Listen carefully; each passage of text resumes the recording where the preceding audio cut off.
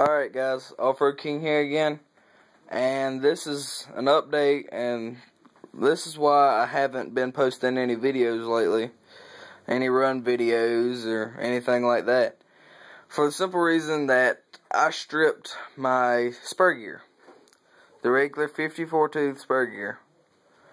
I stripped all the teeth off of it, except for this one little ridge right here at the end. You can kind of see it right there. Everything else is stripped off flat. This is the regular 54 tooth. Here's the old one I had. I've been through like 6 of these, and I haven't been able to get the money together to spend on the Robinson racing one, because then you got to buy another pinion too. So, and I really like my 9-tooth pinion. But also, what happened is the bearing that goes right there in the middle of the spur gear, that's what's left of the one that was in mine. It's all the little balls, the inside and the outside housing, and little seals too. That's all that's left of what the one that was in my spur gear was. And that had done burrowed itself all the way down in the bearing, and pushed everything out. And the slipper action wasn't that great.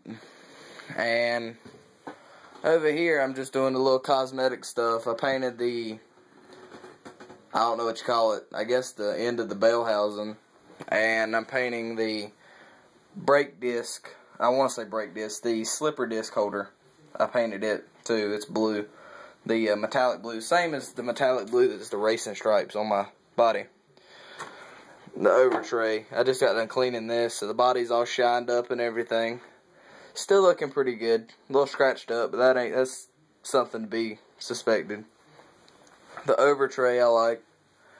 And over here, it's tore apart. I don't even have it screwed together. I just got it in 2 parts. I had it mashed together. I can't make up my mind if I want to trim the body more and take off the shock limiters. You can kind of see them. I painted my springs with the same metallic blue paint, and it turned out pretty well. It's like a midnight blue kind of color. But you can see the shock limiter right there. It limits the shock to going up that far, and that's so it won't rub the body. And it works pretty well. I just don't know for what I do if I need to take them out or not. And I have the shock shaft guards, the RPM shock shaft guards on the back, not on the front, because right here is the RPM rod end that come with the shock shaft guards.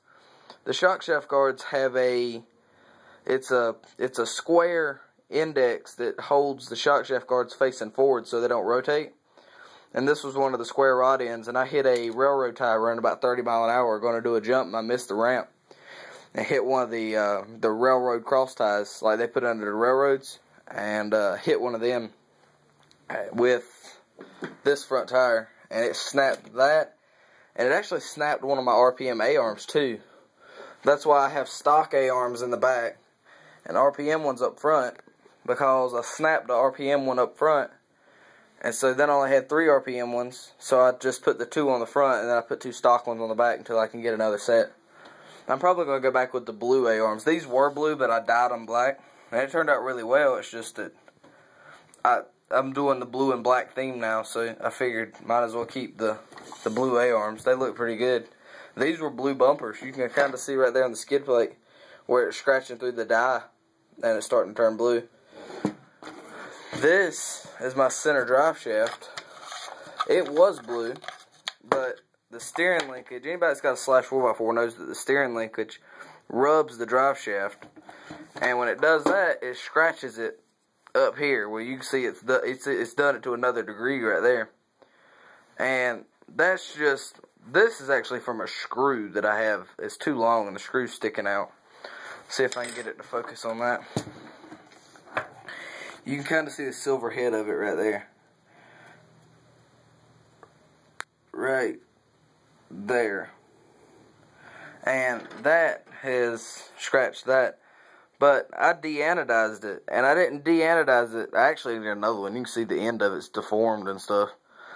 But I de-anodized it. And I didn't put it in no grease lightning or anything. I simply went out in my garage and got my 18-volt DeWalt XRP drill. And got a piece of Scotch-Brite. I should have a piece somewhere. Nah. But I got a regular piece of Scotch-Brite and put the Scotch-Brite, wrapped it around the drive shaft, and then locked the drive shaft in a vise. Not too tight. You don't want to strain the drilling. Have the chuck spinning on the end of this. But I chucked the drive shaft up into the drill. So it was like a drill bit almost. And had it in the Scotch-Brite and just run it back and forth. And it took all the anodizing off. And when I got done with one side, now mind you, it was hot. I had gloves on. I switched it around and did the other end, and it turned out really nice. I'm looking at getting like one of the graphite ones, because I think it'll look better all around.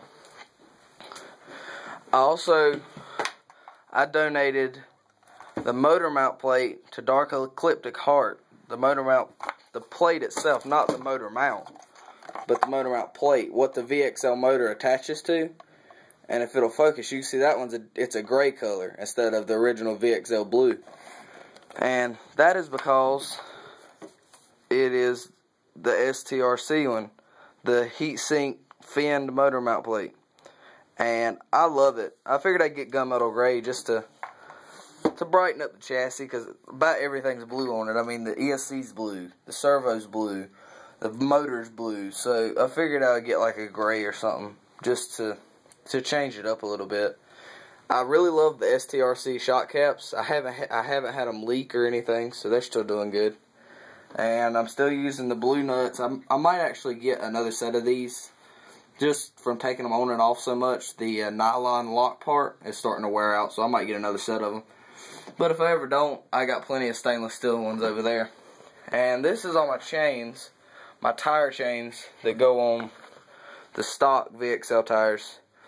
And I'm thinking, since they're 2.2 by 3 inch, obviously, but they are the 12mm hex, and the SCX10 I'm wanting is at 12mm hex. So I'm thinking I'm gonna have them are actually smaller than, I'm getting the SCX10 Jeep, and it comes with the Maxxis Trepador tires, which are 4.6 inches tall, I think. Those are only 4.3 inches tall, so if I put the tire chains on them, that way I'll have like a winter set of tires and then a regular crawling set of tires, and I won't have to put chains on and off of one set of tires. I'll just have one dedicated chained tire set and one dedicated regular set. But I'm also going to look at putting Wraith axles under it, maybe, and getting a level 3 RC lift kit so I can clear these big 5.3 inch tall outcroppers. There's 4.3, and then the 5.3 inch outcroppers beside it. Now these beadlock wheels, I wish they still made them. I can't find any for a good a price as I got these. But these are the Proline Epic 2.2 beadlock. And I got those for $10 a set.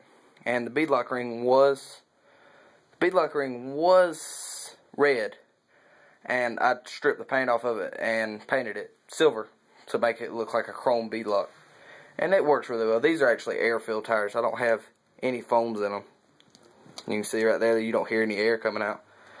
And I really like that. But that's pretty much it. It's Off-Road King signing off. I'll see y'all guys later.